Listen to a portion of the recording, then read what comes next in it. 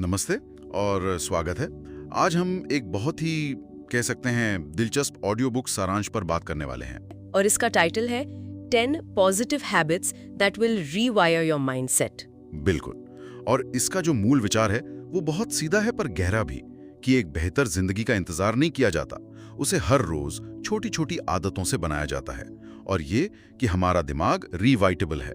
और ये बात बहुत जरूरी है क्योंकि स्रोत के हिसाब से ज्यादातर लोग अपनी जिंदगी मतलब एक तरह से ऑटो पायलट पर जीते हैं। हाँ, थके हुए उठना, दिन भर ध्यान भटका हुआ, एक ही लूप में फंसे रहना। बिल्कुल। और ये किसी की काबिलियत में कमी की वजह से नहीं है, ये बस आदतों का नतीजा है। हर आदत, चाहे छोटी हो या बड़ी, हमारे दिमाग को एक सिग्नल भेजती है, उसे ट्रेन करती है। तो आज हम इन्हीं 10 आदतों को समझने की कोशिश करेंगे कि ये सिर्फ करने वाली चीजें नहीं, बल्कि हमारी सोच को अंदर से बदलने वाले औजार कैसे हैं। ये एक अच्छा तरीका है। चलिए शुरुआत करते हैं दिन की नींव से, क्योंकि अगर नींव ही मजबूत न हो तो बाकी सब कुछ बिखर जाता है। और यहीं पर पहली आदत आती है। हाँ, सुबह की शुरुआत इरादे से करें। स्रोत इस बात पर बहुत जोर देता है कि ज्यादातर लोगों का दिन प्रतिक्रिया में शुरू होता है। मतलब आंख खुलते ही फोन हाथ में। हाँ, और दिमाग नोटिफिकेशन, ईमेल और दूसरों के एजेंडा से भर जाता है। इससे पूरे दिन के लिए एक बेचैनी और हड़बड़ी का माहौल बन जाता है। ये तो बिल्कुल सच है। आप अपना दिन शुरू करने से पहले ही दूसरों के दिन का हिस्सा बन जाते हैं। स्रोत इसे पहला वोट कहता है। बिल्कुल, सुबह का पहला पल इस बात के लिए पहला वोट है कि हम आज कौन बनने वाले हैं। तो सवाल ये है कि इस रिएक्टिव मोड से बाहर कैसे निकलें? क्या इसके लिए कोई बहुत लंबा चौड़ा मॉर्निंग रूटीन चाहिए? नहीं, बिल्कुल नहीं। इसकी खूबसूरती इसकी सादगी में है।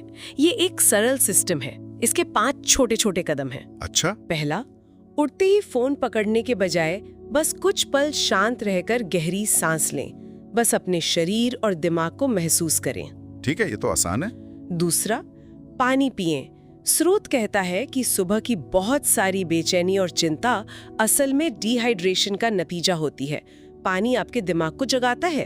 और तीसरा कदम? तीसरा है दिन के लिए सिर्फ एक स्पष्ट इरादा तय करना। बस एक शब्द, जैसे फोकस या धैर्य या शांति। ये शब्द पूरे दिन के लिए आपका एक तरह से मेंटल कंपास बन जाता है। और चौथा, जो शायद सबसे मुश्किल है, हाँ, पहले 20 मिनट अपने ध्यान को सुरक्षित रखना। कोई सोशल मीडिया नहीं, कोई न्यूज़ नहीं, कोई ईमेल नहीं। अपने दिमाग को दुनिया के शोर से पहले पूरी तरह जागने का मौका देना। और पांचवा है शरीर को हिलाना। मतलब पूरा वर्कआउट नहीं, बस 1 मिनट की स्ट्रेचिंग भी चलेगी। बिल्कुल, 1 मिनट की स्ट्रेचिंग या थोड़ी चहलकदमी भी काफी है। दिमाग जो है वो शरीर का अनुसरण करता है। अगर शरीर में ठहराव है तो दिमाग में भी ठहराव होगा। मुझे लगता है इन 5 कदमों का असर ये है कि आप पैसिव से एक्टिव मोड में आ जाते हैं। आप दिन को अपने हिसाब से चलाना शुरू करते हैं। बिल्कुल। और ये हमें सीधे दूसरी आदत पर ले आता है, जो इसी नींव का दूसरा हिस्सा है। अपने फोकस को सुरक्षित रखें। स्रोत फोकस को जीवन की करेंसी कहता है। ये एक बहुत शक्तिशाली विचार है ना? बहुत ज्यादा। हम मौकों की कमी से नहीं हारते, हम फोकस की कमी से हारते हैं। और आज की दुनिया तो डिजाइन ही इसलिए की गई है कि वो हमारा ध्यान चुरा सके। एक विचलित मन एक पराजित मन है। हाँ, स्रोत का तर्क है कि फोकस कोई अंदरूनी गुण नहीं है, ये एक सीमा है, एक बाउंड्री है जो हम बनाते हैं। और इसे बनाने के भी कुछ तरीके होंगे। हाँ, व्यावहारिक तरीके हैं। पहला, जो सबसे जरूरी है, 99% नोटिफिकेशन बंद कर दें। ये सिर्फ डिजिटल शोर हैं। दूसरा, हर रोज एक फोकस ब्लॉक बनाएं, चाहे 25 मिनट का हो या 60 का, पर वो समय जब कोई रुकावट ना हो। ये फोकस की मसल बनाने जैसा है। बिल्कुल। और माहौल भी जरूरी है। एक बिखरी हुई जगह दिमाग पर बोझ डालती है। और चौथा कदम है मोनोटास्किंग, यानी एक समय में एक ही काम करना। ये मुझे दिलचस्प लगा, क्योंकि आज तो मल्टीटास्किंग को एक खूबी माना जाता है। हाँ, लेकिन विज्ञान कहता है कि हमारा दिमाग मल्टीटास्किंग के लिए बना ही नहीं है। असल में हम बहुत तेजी से एक काम से दूसरे पर स्विच कर रहे होते हैं और इसमें बहुत सारी मेंटल एनर्जी बर्बाद होती है। तो एक काम को 100% ध्यान से करना 5 कामों को 20% ध्यान से करने से कहीं ज्यादा असरदार है। बिल्कुल। फोकस की रक्षा करना एक तरह से आत्मसम्मान का काम है। तो अगर हमने सुबह की नींव सही रख ली और फोकस को बचाना सीख लिया, तो अब आगे क्या? मतलब इस मानसिक शक्ति का इस्तेमाल कैसे करें? यहीं पर तीसरी आदत आती है, रोज एक मुश्किल काम करें। ये सुनने में थोड़ा अजीब लगता है। कोई जानबूझकर मुश्किल काम क्यों करेगा? क्योंकि स्रोत के अनुसार हमारा दिमाग का एक हिस्सा केवल तभी बढ़ता है जब हम जानबूझकर असुविधा को चुनते हैं। आराम और सुविधा वो विकास को मार देते हैं। हम मुश्किल चीजों से बचते हैं, ये तो सच है, चाहे कोई मुश्किल बातचीत हो या सुबह का वर्कआउट। और हर बार जब हम बचते हैं तो हम अपने दिमाग को सिखाते हैं मैं मुश्किल चीजें नहीं संभाल सकता। तो ये मुश्किल काम कितना बड़ा होना चाहिए? क्या मतलब रोज कोई पहाड़ चढ़ना है? नहीं, इसका मतलब खुद को तकलीफ देना नहीं है, बल्कि अपनी क्षमता के दायरे को बस थोड़ा सा बढ़ाना है।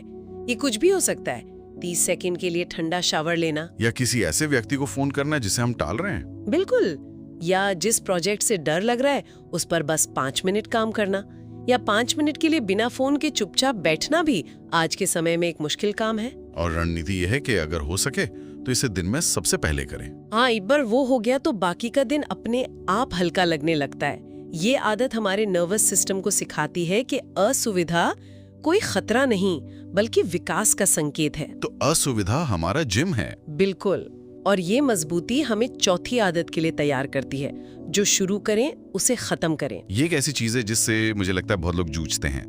आधी पढ़ी हुई किताबें, आधे लिखे हुए प्लान्स। हाँ, और हर अधूरा काम दिमाग में एक खुला हुआ लूप है। वो लगातार आपकी मानसिक ऊर्जा खींचता रहता है और ये एक पहचान बना देता है। आप खुद को एक ऐसे इंसान के तौर पर देखने लगते हैं जो चीजें खत्म नहीं कर पाता। आत्मविश्वास बड़ी उपलब्धियों से नहीं बल्कि छोटी छोटी चीजों को पूरा करने से आता है। यही स्रोत का मुख्य विचार है और इसे करने का भी एक सिस्टम है। पहला कदम, आज ही कोई एक अधूरा काम चुने और उसे पूरा करें, चाहे वो कितना भी छोटा क्यों ना हो। इससे मानसिक बोझ हटेगा। बिल्कुल। दूसरा, टू डू लिस्ट की जगह फिनिश लिस्ट बनाएं, यानी वो लिस्ट जिसमें सिर्फ वही काम हो जिन्हें आज हर हाल में पूरा करना है। और काम को छोटे समय तोड़ना भी जरूरी है। हाँ, पूरा प्रोजेक्ट खत्म करना है ये सोचना डरावना हो सकता है, लेकिन बस पहले 5 मिनट काम करना है ये आसान लगता है। और सबसे जरूरी, भागने के रास्ते बंद करना। मतलब फोन को दूर रखना। हाँ, जब काम मुश्किल या उबाऊ लगे तो उस पल में टिके रहना ही अनुशासन है। जब आप एक चीज पूरी करते हैं तो आप अपने दिमाग को सबूत देते हैं कि हाँ, मुझ पर भरोसा किया जा सकता है। तो अब तक हमने नींव बनाने और अनुशासन पैदा करने की बात की, लेकिन ये सब करने के लिए ऊर्जा कहाँ से आएगी? सही सवाल। और यहीं पर आदतों का अगला समूह आता है जो ऊर्जा के प्रबंधन के बारे में है। 5वीं आदत है कम उपभोग करें, ज्यादा बनाएं। इसका क्या मतलब है? उपभोग और निर्माण से हमारा क्या मतलब है? उपभोग का मतलब है जानकारी, मनोरंजन, दूसरों की राय को अपने अंदर लेना, जैसे सोशल मीडिया स्क्रॉल करना, न्यूज़ देखना। और निर्माण का मतलब है कुछ उत्पन्न करना, एक जर्नल एंट्री लिखना, दिन की योजना बनाना, किसी समस्या का समाधान सोचना। स्रोत कहता है कि हमारा दिमाग वही बनता है जो हम उसे खिलाते हैं। ज्यादा उपभोग मन को सुन्न कर देता है, जबकि निर्माण उसे सक्रिय करता है। तो एक दर्शक की जिंदगी जीने के बजाय एक निर्माता की जिंदगी जीना। बिल्कुल। और निर्माता बनने का मतलब कलाकार बनना नहीं है, इसका मतलब है जीवन में सक्रिय रूप से भाग लेना। तो इसका तरीका क्या है? अपने उपभोग की एक सीमा तय करें और किसी एक उपभोग ब्लॉक को निर्माण ब्लॉक से बदलें। अगर 20 मिनट स्क्रॉल करते हैं तो उसे 20 मिनट कुछ लिखने या योजना बनाने में लगाएं। ये दिमाग को एक गोदाम से एक कार्यशाला में बदल देता है। और ऊर्जा से ही छठी आदत जुड़ी है, तो रोज अपने शरीर को हिलाएं। हाँ, मन और शरीर अलग अलग नहीं है। आप मानसिक रूप से ऊर्जावान महसूस नहीं कर सकते अगर आपका शरीर स्थिर है। और ऊर्जा ऐसी चीज नहीं है जिसका इंतजार किया जाए। ये एक ऐसी चीज है जिसे बनाया जाता है। गति से ऊर्जा पैदा होती है और इसके लिए जिम जाने की जरूरत नहीं है। बस 5 मिनट का नियम अपनाएं। कुछ इतना आसान चुने कि आप उसे ना करने का बहाना ना बना सके। 5 मिनट की तेज चाल भी चलेगी। बिल्कुल। या अपने पसंदीदा गाने पर डांस करना। जब भी तनाव हो या अटके हुए महसूस करें तो टहलने निकल जाएं। गति सिर्फ व्यायाम नहीं, ये थेरेपी है। और ऊर्जा प्रबंधन का तीसरा पहलू है 9वीं आदत, जो आपकी ऊर्जा खत्म करता है उसे काटें। ये बात मुझे बहुत गहरी लगी। हाँ, हम हमेशा नई आदतें जोड़ने की सोचते हैं, पर उन चीजों को हटाने के बारे में नहीं सोचते जो हमें नीचे खींच रही हैं। स्रोत कहता है कि लोग ज्यादा करने से नहीं बल्कि ज्यादा सहने से थकते हैं। बिल्कुल। वो रिश्ते, आदतें, विचार जो चुपचाप हमारी ऊर्जा चूसते रहते हैं। अगर बाल्टी में छेद हैं तो आप उसमें कितना भी पानी भरे, वो हमेशा खाली रहेगी। तो इन छेदों को कैसे पहचानें और बंद करें? खुद से एक सवाल पूछकर, क्या ये मेरी ऊर्जा के लायक है? पहला कदम है इन ऊर्जा लीक्स की एक लिस्ट बनाना।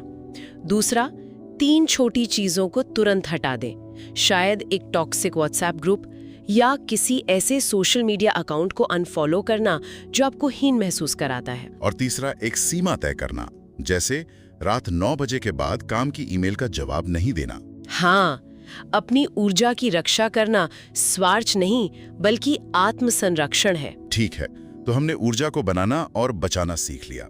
अब बात करते हैं हमारी आंतरिक दुनिया की। यहीं पर 7वीं आदत आती है, खुद को समझने के लिए जर्नल करें। हाँ, और मैंने कई बार लोगों को ये कहते सुना है कि उन्हें समझ नहीं आता कि क्या लिखें। यही समस्या है, अक्सर बस ये लिखकर रह जाते हैं कि दिन में क्या क्या हुआ। बिल्कुल। स्रोत कहता है कि जर्नलिंग का मकसद लिखना नहीं बल्कि स्पष्ट रूप से सोचना है, और इसके लिए एक बहुत ही सरल ढांचा है। हर दिन बस 3 सवालों के जवाब दे। कौन से 3 सवाल? पहला, मैं किस चीज से बच रहा हूँ। दूसरा, मैं अभी सच में क्या चाहता हूँ। और तीसरा, मुझे क्या जाने देने की जरूरत है। ये सवाल तो सीधे मुद्दे की जड़ पर चोट करते हैं। हाँ, और यहाँ जरूरी है कि बिना किसी जजमेंट के लिखा जाए। बस जो भी दिमाग में आए उसे बाहर निकाल दें। ये प्रक्रिया अचेतन को चेतन में लाती है। आप उन पैटर्न को देखने लगते हैं जिन्हें आप पहले नहीं देख पाते थे। हम उसे नहीं बदल सकते जिसे हम देख नहीं सकते। और जर्नलिंग हमें देखने में मदद करती है, और जब हम खुद को समझने लगते हैं तो हम विकास के लिए तैयार होते हैं। और यह हमें 8वीं आदत की ओर ले जाता है, रोज एक उपयोगी चीज सीखें। स्रोत कहता है कि दिमाग एक उपकरण की तरह है, अगर इस्तेमाल ना किया जाए तो उसमें जंग लग जाती है। और ज्यादातर लोग स्कूल या कॉलेज के बाद जानबूझकर सीखना बंद कर देते हैं। यहाँ उपयोगी का मतलब क्या है? कुछ भी ऐसा जो आपको बेहतर सोचने, बेहतर जीने या एक बेहतर इंसान बनने में मदद करे। और इसे आदत बनाने का तरीका है इसे छोटा रखना। रोज 10 मिनट या किसी किताब के सिर्फ 5 पन्ने पढ़ें। लेकिन सिर्फ पढ़ना या सुनना काफी नहीं है ना? जानकारी को ज्ञान में कैसे बदला जाए? इसका तरीका है जो सीखा है उसे कैद करना। एक नोटबुक रखें और हर दिन लिखें, आज की मुख्य सीख क्या थी, ये क्यों मायने रखती है, और मैं इसे अपने जीवन में कैसे इस्तेमाल कर सकता हूँ। ये आखिरी सवाल सबसे जरूरी है। हाँ, ये सीखने को निष्क्रिय जानकारी से सक्रिय ज्ञान में बदल देता है।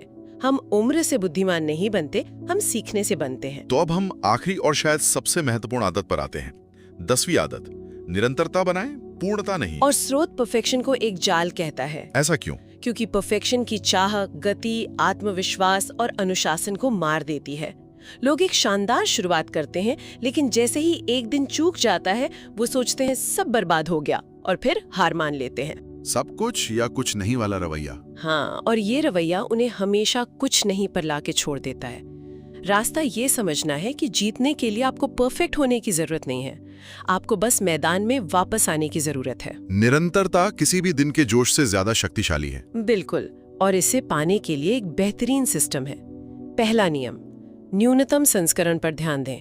अपने सबसे बुरे दिन पर आप उस आदत का जो सबसे छोटा रूप कर सकते हैं उसे करें। कुछ नहीं से कुछ हमेशा बेहतर होता है। हाँ, और दूसरा नियम है 2 दिन का नियम। ये मुझे बहुत पसंद है। क्या है ये? नियम ही है, आप एक दिन चूक सकते हैं, जिंदगी में ऐसा होता है, लेकिन आप लगातार 2 दिन कभी नहीं चूक सकते। यह नियम आपको गलती करने की इजाजत देता है, लेकिन हार मानने से रोकता है। ये तो बहुत शक्तिशाली है। और एक और नियम, निरंतरता को ट्रैक करें, प्रदर्शन को नहीं। क्या आप आए, क्या आपने कोशिश की, बस यही मायने रखता है।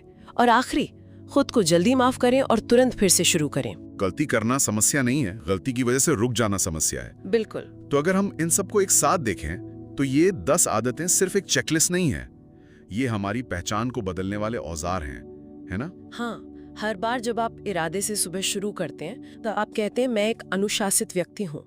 हर बार जब आप एक मुश्किल काम करते हैं तो आप कहते हैं मैं चुनौतियों से नहीं डरता। और हर बार जब आप एक दिन चूकने के बाद अगले दिन वापस आते हैं तो आप कहते हैं मुझ पर भरोसा किया जा सकता है। बिल्कुल।